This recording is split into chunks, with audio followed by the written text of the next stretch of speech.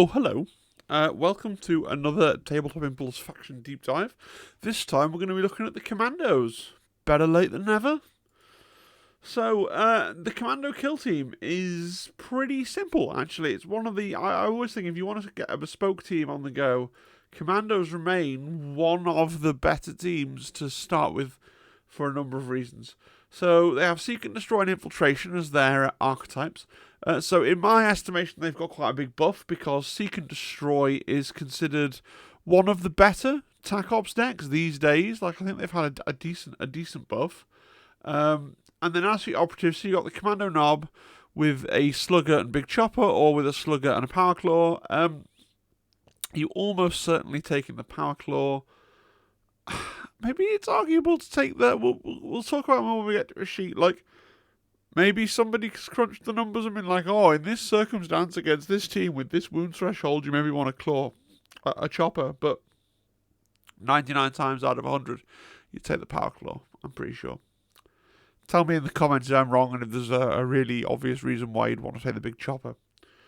You can take all 9 specialists, so the Grot, the Slasher Boy, the Breacher Boy, the Sniper Boy, the Dakka Boy, the Comms Boy, the Burna Boy, the Rocket Boy, and the Bomb Squig. 1, 2, 3, 4, 5, 6, 7, 8, 9. You may not want to do that. Many times people choose to leave the Bomb Squig and the Grot at home and take 2 boys instead. The Bomb Squig and the Grot are basically the original Pokemon type operatives, which is what I refer to. You know, you've got the Bomb Squig, you've got the Grot, you've got the Servo Skull, you've got the Cat Robot for Navy, you've got the Kroot Hounds in Kroot, you've got the Doggo in Star Striders. You know, the weaker units that bring in some kind of specialised utility.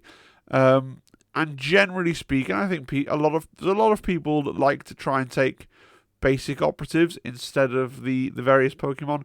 I mean, your mileage will vary. A lot of people love the Pokemon in Navy now. It goes backwards and forwards, what I read online.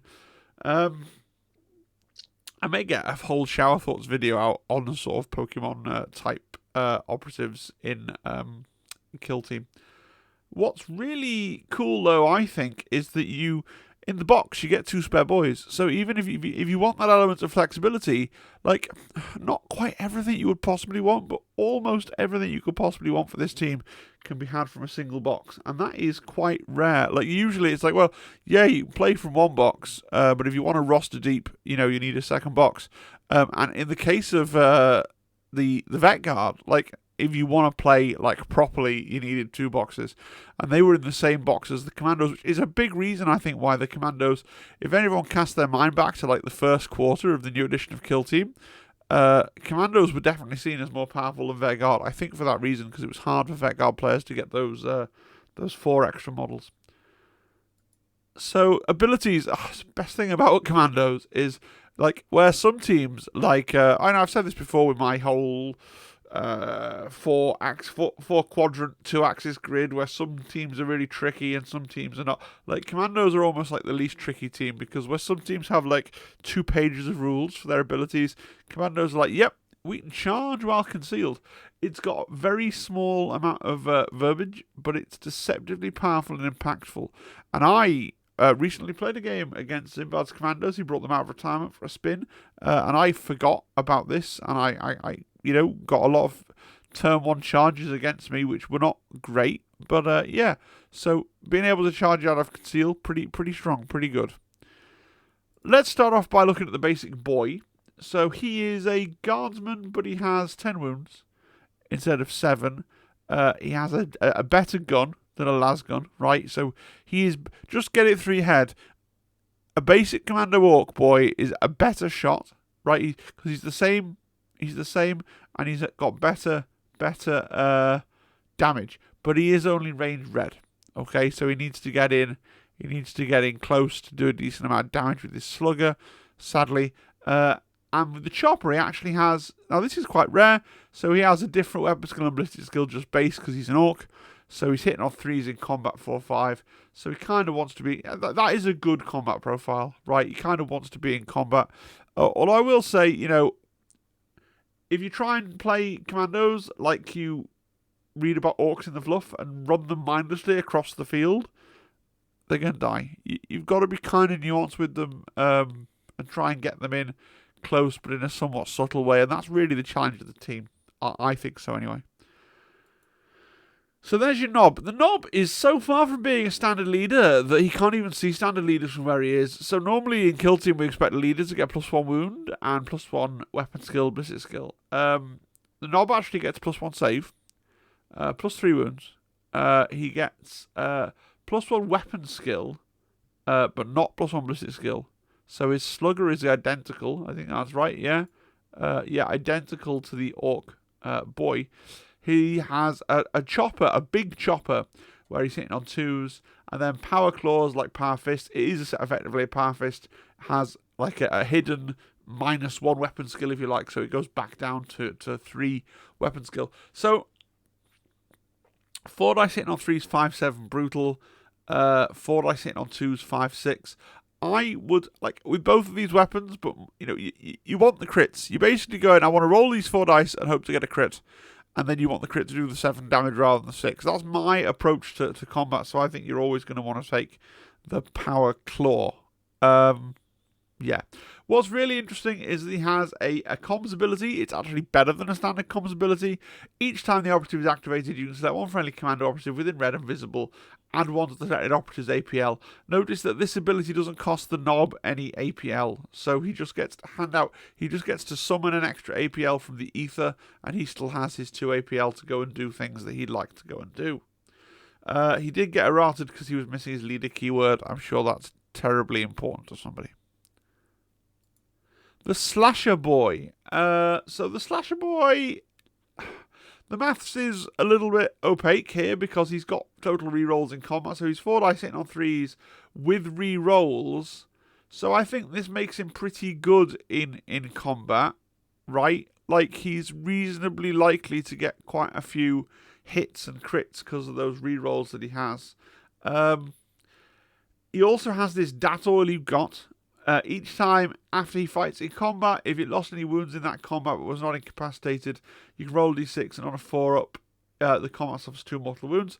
Obviously, with it being a 4-up, you can't count on it. It's a very swingy ability. 4-up is a sort of terrible kind of ability, but it is there and it's on its card. And occasionally, if combats don't go quite to your plan, and they're like, "Oh well, I'm alive on 1 or I'm alive on 2," you've got a 4-up chance of just kind of finishing off the combat, which is nice to have. Don't sleep on the throwing knives, right? Zimbad pretty much killed my Electro Priest with throwing knives. He had his Slasher Boy up the whole time, just on a vantage point that was overlooking and within red of a objective in his territory. And my Electro Priest was on that objective, and no one wanted to come near him because he had his Electro Field up. And just 2 turns in a row, just chucked out those silent knives and got the crits, right? You roll hot, you get that 5 damage. It's worth doing. The Breacher Boy, again, a decent and maneuverable combat ability. So his big thing is that when he normal moves, dashes or charges, he can move through bits of terrain features that are no more than black thick. Notably, not in Into the Dark. He can't move through barricades, but he can't move through the Into the Dark walls. In combat, you know, he's got his Breacher Ram. It is only 3 dice, hitting on 3s, 5 damage. Brutal. So, and it's not brutal on a crit, as per the FAQ. It's just always got brutal. It's just got brutal forever. Which means he's pretty likely to tip out 10 damage. Again, you know, so that means he's pretty likely to win a combat against sort of Hordish models. But against elite models, he really can't accomplish very much. Just with those 3 dice, if he had a 4th dice and potentially could get, you know, you might roll 3 3-ups, sure, and they might get nothing to parry you with because you need to have brutal to parry you, and you might therefore manage to kill something, get 15 wounds out, but it's a bit up in the air. He's got this bull charge ability, so when he fights in combat, if he makes the charge, his power ram does gain the critical hit. It's the critical hit stun rule, which is pretty good because then you discard, you know, you're making it even less likely. So if they have got a crit, and you've got a couple of stuns, potentially get rid of that crit for parrying. So, yeah, you know, a reasonable combat guy, maneuverable guy. Zimbad really down on him, like his ability to kill things. I think because Zimbad plays a lot of elite teams, and if your intercessor's looking at this guy, you're not afraid. But if you're like a normal team, you know, he's gonna smash somebody. The Sniper Boy. I love the Orc Sniper Boy. Orc players seem to love their Orc Snipers, which is good. He's just really interesting. So he doesn't have Silent on his weapon. Okay. He has, instead, he can do the best spot for 2 AP, which lets him do a shoot action, even if he has a conceal order, so it gives him silence. Or alternatively, you can do Avit, so you can do a shoot action using the scoped big shooter, and then if you make the shooting attack, you can make shooting attack against each other valid target within circle of the original target, but each time you make a new action, you subtract 2 from the attacks. That can be pretty funny if you've got advantage on your opponent, they're all behind like a low wall and they're all bunched up. That's pretty good. The damage on his big shooter could be better. I mean, 6 dice hitting on 3s. So on average, you know, you're going to get like 1 crit and 3 other hits, which isn't bad. You kick out 2 mortal wounds, but then they've got their saves. You've got no AP. So, you know, it's okay. It's not going to one-shot headshot people. Unless you've got, it could be really ridiculous against, if you get like bunched up novitiates and you decide to go for the Avit, right? Like, that's fun. His main use, though, is going to be sitting and plinking away with the best spot, just being a pain in the backside, taking handfuls of wounds off people, you know, killing people over 2 turns. He probably killed 2 enemies over the course of the game, right? He's often deployed using Sneaky Git, so we will get on to the tactical ploys in a little while. So Sneaky Git allows you to bait. It's really, really powerful. You can select one friendly commando operative, excluding the bomb squig, and set it up anywhere with a conceal order on the battlefield within black of heavy terrain and more than red from enemy operatives. So it lets you put him, no matter what the map layout is, it lets you get him down on a vantage point, so you don't have to move him, so you can be using the best spot from turn 1, which is good. The Dakka Boy. So the Dakka Boy is basically a decent and mobile shooting unit, right? He's got his Dakka shooter, which is one of your few kind of full range weapons in the game, right? It's not range red, it's a long range weapon. He rolls 5 dice, hitting on 4s, 3/4 damage. He also gets, if he gets to within red of you, he gets re-rolls, which makes him more powerful, and he's mobile because you can do a dash and still shoot your gun, so he's a shooter. It's not like a really powerful gun, but it will certainly worry a horde model, certainly, and, you know, it's another way of getting a bit of damage on a marine or something like that. But a decent mobile shooter. Used to be some top tier shenanigans with this guy. People used to really rate giving him dynamite, which is basically like a super crack grenade. We'll look at it soon in the equipment section. And using Dakka Dash to perform a free shoot action with the dynamite. But they have FAQ'd that, so you can only select your Dakka shooter to do your Dakka Dash, which, you know, doing it the way was silly. The Comms Boy. The Comms Boy is vaguely interesting. So he's a standard comms fella. He has the standard comms ability. That's his is called Listen In, but it's within red and visible. He hands over one of his APL to his friends. That's fine. He's got a really bad gun. Like, I don't understand. Obviously, this is one of those guns where you're rolling 6 dice hitting on 4s, so you hope to get a crit because you're rolling 6 dice. It's odds on to get a crit.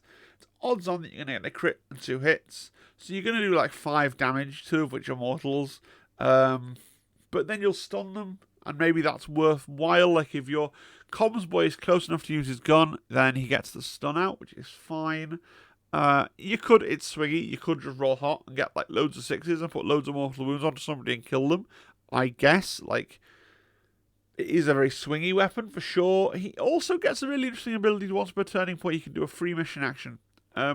Which I guess could be useful in Into the Dark, right, where you could deploy him near a door, he could open the door, he could comms somebody and still walk through the door and hide behind a barricade or walk away from the door or whatever he needs to do.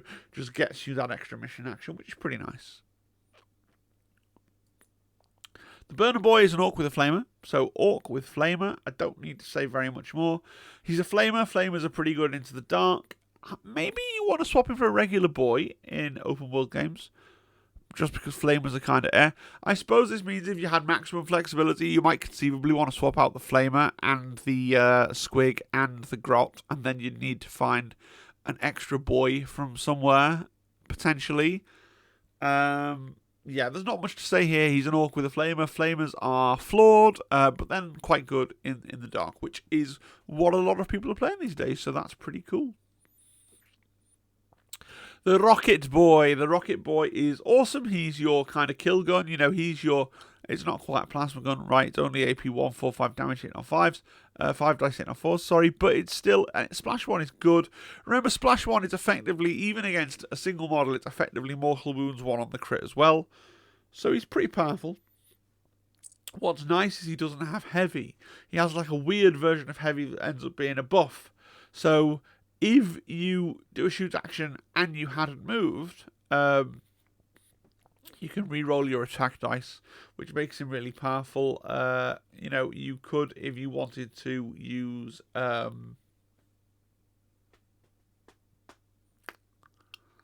what's it? The another go of Sneaky Git, right? You could deploy him with Sneaky Git if that's what you wanted to do. To put him somewhere on a conceal, and then in turn 2 would be in a good place to just flip and shoot. Or, you know, you could deploy him if you've got advantage in your open or a good shooting place in the open, but then there's the risk of being, you know, it's a calculation. If you want to keep him safe, you can pop up, you do a move, shoot, dash back type thing with an extra APL from the Nob or the comms. But that then requires you to lose the rerolls. The gun's only really, really deadly with the rerolls, so it is kind of interesting. But I think it's more interesting than a heavy bolter, right? You've got the option at least of moving and shooting and being a bit less accurate, or being able to get into a position where you stand still and being more accurate. I think a really interesting piece, a really key piece, and one of the more feared pieces on the Commando team, in my view. The poor Commando Grot. So the Commando Grot is a Pokemon, right? Sneaky Zogger. This operative cannot have an engage order. In addition, the operative is always treated as having a conceal order, regardless of any other rules. So he has super conceal, and he can't turn it off. He has a Grot Chopper, which is kind of pathetic, but might do some damage if you're lucky, because it's got a crit of 4. Grappling Hook for 1 AP. Select a point on a terrain feature that is visible to the operative. Treat that point as an intended target, perform a free normal move action with the operative, moving in a single straight line with unlimited movement, though it can fly, and finish the move within an inch of that point. Right? So this guy used to be really good, because, well, not really good, but at least interesting, because you could basically sacrifice an operative to get 2 VP with an attack op called Interloper. Right? So you could just go zoom, interlope off 2 VP, and there was literally nothing. You were scoring those 2 VP. There was nothing your opponent was doing about it. Right? Interlope's gone now, and I think you want to take, actually, the other deck. You want to take the Killy deck, you want to take Seek and Destroy, you want to go for Rout and Rob and Ransack. So I don't see a place for the Commando Grot in any Commando team. Really, you could use him with one of the faction Tac Ops we'll talk about in a second. I don't really see a place for the Commando Grot in any Commando team now going forwards, into the brave new world of the new Critical Ops deck. Sorry, I love Grots, right? But he's a difficult one to convince me he has utility over a regular boy. The Bomb Squig, on the other hand, like, the Bomb Squig is the original Suicide Pokemon. You know, like, yeah, you've got the guy, everyone's on the Geist-Skull, ooh, the Geist-Skull. The Bomb Squid's like the OG Geist-Skull. He's not as good as the Geist-Skull, we don't care, right? So, 4 dice, hit on 3s, 5-6 damage, AP1, Bomb Squig, P2 on a crit. Brilliant profile. He's going to kill stuff. Bomb Squig. This operative can perform a shoot action with this weapon when it is in engagement range of an enemy operative. When the operative performs a shoot action and selects its ranged weapon, make a shooting attack against each other operative visible to and within circle of it, even if it has friendly operatives within its engagement range. With this weapon, each of them is a valid target, cannot be in cover. After all of these shooting attacks have been made, the operative is incapacitated. Do not roll for its boom ability. The operative cannot make a shooting attack with this weapon by performing an Overwatch action. Boom, if it's incapacitated, roll d6 on a 3-up. It makes a shooting attack using its dynamite. And then stupid, it cannot perform mission actions, cannot pick things up, cannot have a conceal order, cannot be equipped with equipment, and in narrative play it cannot gain experience.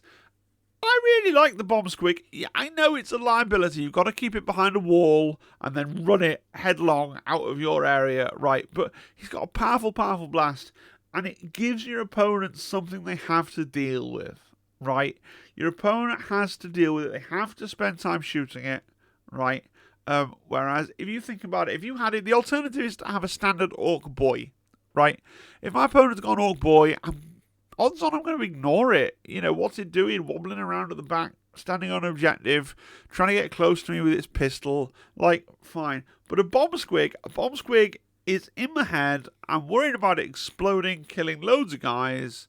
And if it looks like it's going to get near me, I've got to kill it. You know, I would take the bomb squig. I would be taking the bomb. I think people who take the bomb squig, I don't know.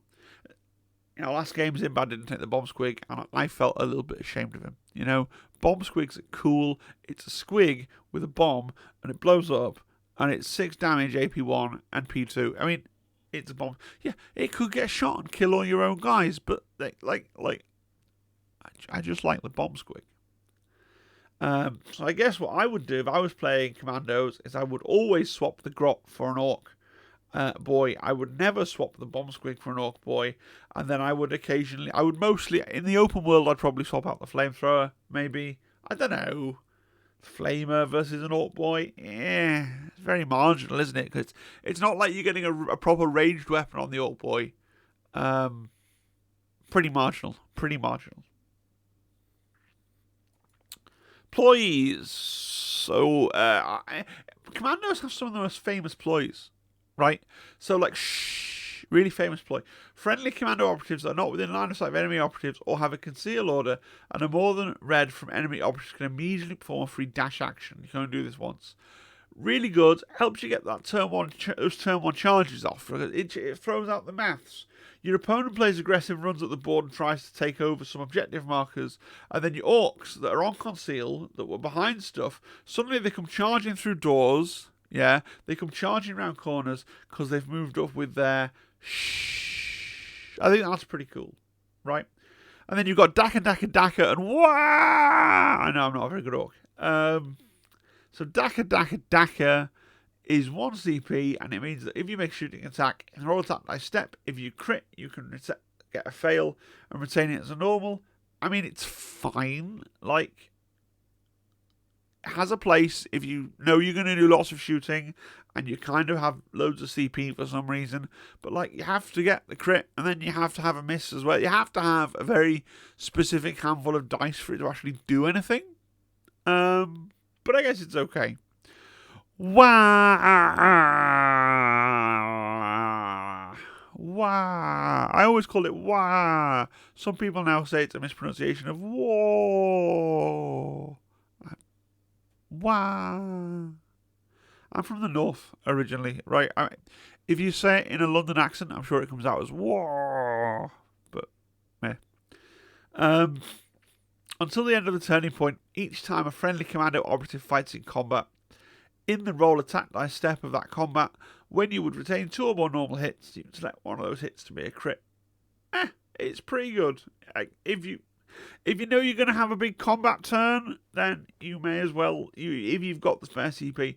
But I think you've got other things you want to spend your CP on, right? They're there. They can come in handy. They're fine. But, I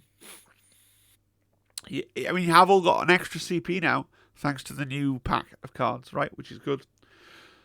Skulk about. Until the end of the turning point, each time shooting attack made against a commando operative before rolling defense dice for the shooting attack, if it has a conceal order, retain a normal save without rolling it. Great. You know, you can have a load of your guys on conceal if you're planning to try and charge them and do combat with them. And, you know, maybe someone catches an angle on one and they're like, oh, well, I can see him. Well, I know I've got him on the open. Sadly, you can't do it reactively. You have to do it in the strat ploy phase, right? If you could do it reactively, so you could use it to cover your mistakes, then that would be quite cool. You have to know you've left a concealed orc somewhere where he can be shot. I guess it makes it less likely to come up. It does clarify here that it doesn't care. If you're on a vantage point, you still can benefit from Skulk About, right? Tactical Ploys, Just a Scratch is legendary, right? Along with Just a Scratch, legendary, right? You want to save a CP to be just a scratching in every, like, you know, if you've got only one CP and you haven't just a scratched in this turn, you should probably hang on to it in case you need to just a scratch, right? Use it in the resolve critical successful hit step of a shooting attack or combat when damage will be inflicted on a friendly commando operative. Ignore the damage inflicted from an attack dice. Really, really good. You can only use it once per turn, which is probably good for your opponent, but yeah, really, really good. Just don't overspend so you don't have the one pocket CP for just a scratch. Crump M. Crump M, you know, when the scenario comes up when you've got a combat that hasn't... I find, actually, this happened twice. We played Star Striders versus Commandos, and it happened twice that we had a combat where neither of us died, because we parried it out a lot. So... maybe that's because we're both getting better at the game and parrying more. I don't know. But then Crumpum came in and is useful in that situation. If you asked me this a month ago, I would have said, well, combat's very rarely... like, kill team combat's pretty deadly, and it usually is. But it's good. It's a tactical ploy. It's there if you need it, right? And then Sneaky Git. So you can do this a maximum of 3 times now because you start with 3 CP. In the... like, you always started with 3 CP, but you started with 2 and got 1 at the start of the first turn, so you had 2 available to Sneaky Git. Now you start with 3, so you can potentially do 3 Sneaky Gits in the sort of pre-game phase. So you can have 3 guys concealed ahead of the table. Really, really good. Obviously, it was busted when you could do this in Into the Dark, which is all about like getting in places early. In open world, mostly what I do is I see people using it to deploy their sniper forwards, but you could use it on other things, right? You could use it up to 3 times now. It used to be up to 2, could be up to 3. So yeah, Sneaky Git, forward deploy. Everybody loves a forward deploy, and it's a really powerful forward deploy as well. Equipment. So, right. Equipment. Dynamite. 4 EP. Everybody loves Dynamite except for Zimbad. 4 dice hitting on 3s. 5/6 damage. Range red. Blast. AP1. Indirect. Unwieldy. And limited. It's like Super Crack Grenade. Well, actually, crack grenades are properly called super crack grenades, isn't it? It's like an uber crack grenade. It's like a mega crack grenade. It's like a crack grenade plus. It's a Marks and Spencer crack grenade, right? Love a dynamite because of that reason. Zimbad, however, always goes all climbing ropes. Like, he's not into the dynamite thing, so he always goes all climbing ropes. It's simple, I guess, because you can go 10 climbing ropes for 10 orcs. And they are really good, right? Each time this operative ascends or descends a terrain feature when climbing, you ignore... the first hurdle is up to 3 circles, is counted as 1 circle. The operative doesn't need to be within black of a physical and climbable part of the terrain to climb it, and each time it drops, the intended location can be any vertical distance from the level it occupies. Each time it drops, it counts any vertical distance it travels as half of the drop. Like, they are really good, and I understand the appeal of going, all orcs have climbing ropes. Whether you want to go for a dynamite and 6 with climbing ropes and have to try and remember who you didn't give a climbing rope to, that's up to you. Stick bombs are pointless, because if you want a stick bomb, just take a dynamite and stop trying to be cheap. You can't take both, so yeah. Stun grenades, oh my gosh, it's this mechanic where you do a thing, and then you roll, and then you have to get a 4-up, and it's just generally not worth 2 EP. So, yeah. Smoke grenades cool, but I don't know if this team really gets a lot of mileage out of them. They're certainly there. And then they've got some weapons. I've never seen anybody take these, right? So you can have a sledgehammer, 4 attacks hitting on 3s, 4 damage. It's a pretty good melee weapon, right? Harpoon, 4 attacks, range red, 4-up, 4/5 stun. It's an okay gun. Or you can give yourself a slugger if you didn't have one, or a chopper if you didn't have one, right? It's interesting to me that you could give your stupid comms guy a slugger, But is it really worth 2 EP? No. No. So basically, I think this is all Drek. Right? Smoke grenade, maybe, if you want to do that way and mess around with smoke grenades. Stun grenades, Drek. Stick bombs, Drek. So you're looking really at the smoke grenade, the dynamite, and the climbing rope. Right. So you could take a dynamite, 4, and then one, and a couple of smoke grenades. Yeah, dynamite, 2 smoke grenades would be a loadout, if you don't care. Certainly, if you're on Into the Dark, and you don't care about climbing ropes, because you're on Into the Dark, dynamite, 2 smoke grenades, I think might be your thing. Tell me I'm wrong. Everybody, tell me. Everyone on the internet says that the sledgehammer is great. I have no idea. I don't even see any chatter about Commandos anymore, except for people complaining they're not very good. But I think on Into the Dark, you're taking a dynamite and 2 smoke grenades, and then on open world, it's between you and God. How many climbing ropes versus smoke grenades and dynamites you want to make that trade-off in your mind. If you're Zimbad, you go 10 climbing ropes, because why not? Hey, you don't have to decide who doesn't get a climbing rope, so that's good. Tac Ops. So, a part of me wants to go back and reevaluate all the faction Tac Ops, because these guys have the advantage now of being reviewed post the Critical Ops pack. So we know we're kind of picking one, and we're only picking one, and we're going to get that one. So in this modern world of the new Critical Ops pack, I really should do a video that's a Tac Ops breakdown for every bespoke team, shouldn't I? Yeah. Yes, I should. Yeah, so I feel like you're going to take Get Stuck In. Because I feel like Get Stuck In complements Route and Robin Ransack really, really well. I've been doing a lot of thinking about Tac Ops recently, because I suck at picking good ones. And maybe if I do a video on it where I pretend that I know what I'm talking about, that helps me learn what I am actually talking about. It's confusing, but it works. You take Get Stuck In, because Get Stuck In, you can reveal it at any turning point. At the end of any turning point, excluding the 4th, if 3 or more friendly operatives are within red of your opponent's drop zone, you score 1 VP.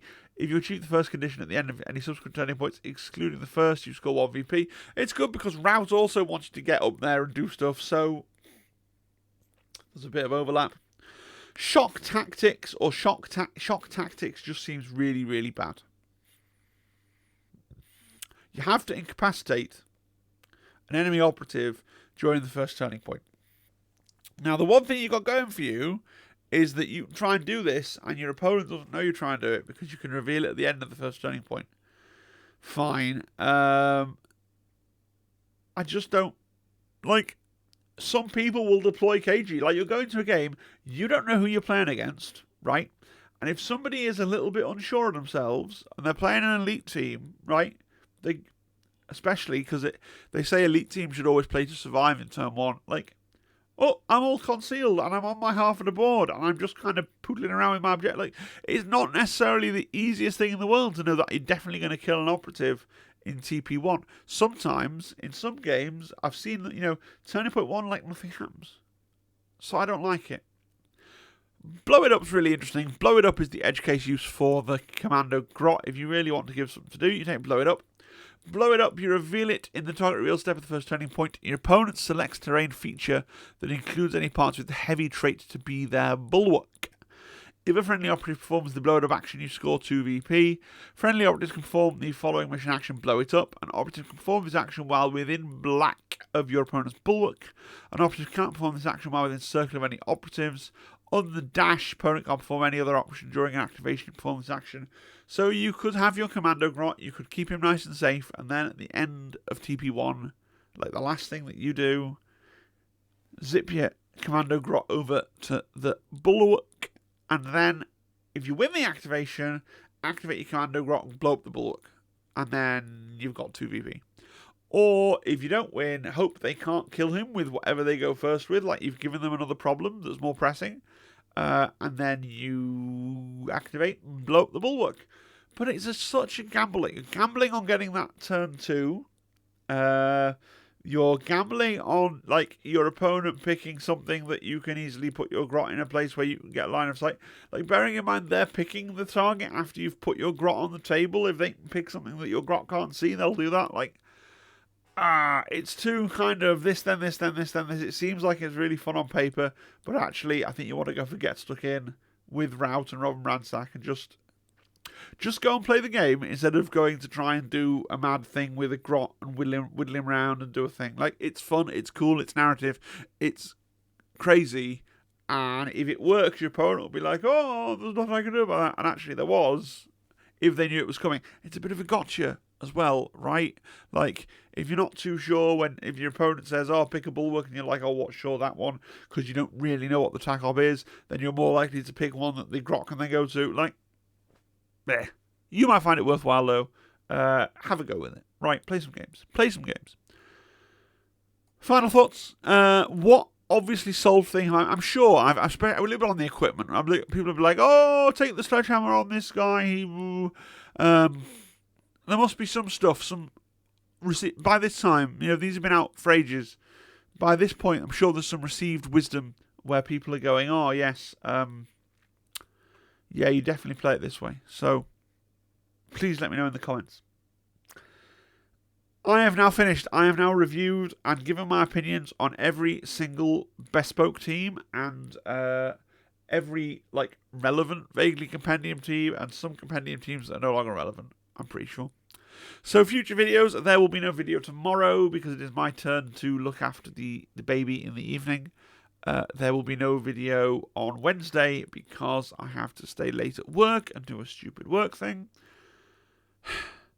I may get a video out on Thursday, potentially. It will be reacting to some kind of news. Please, Games Workshop, something Kill Team related that you say on your website.